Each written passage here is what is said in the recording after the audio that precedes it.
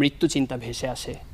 তরুণ লেখকটির লেখাগুলো ঠিকমতো প্রকাশিত হবে কিনা, পাঠক নন্দিত হবে কিনা সে কথা মনে পড়ে।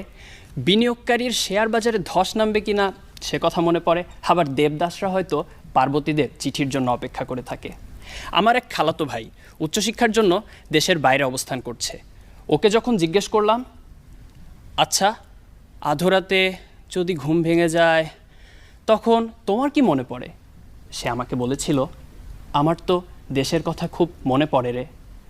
অর্থাৎ আমরা যেন ছুটে চলি আমাদের পছন্দের জিনিসগুলোর পেছনে, আর ভয়ঙ্কর জিনিসগুলো তাড়িয়ে বেড়ায় আমাদেরকে। তবে মাঝে মাঝে সত্যি খুব চিন্তা হয়। আধরাতে যদি ঘুম ভেঙে যায় আমার মনে পড়ে কাঁদছে আবরার ফাহাদের মা, কাঁদছে সীমান্তের ক্যাম্পগুলোতে মানবেতর জীবনযাপন করা প্রায় 10 লাখ রোহিঙ্গা জনগোষ্ঠী, যেখানে সদ্য জন্মগ্রহণ করা শিশুটিও জানে না কী ছিল তার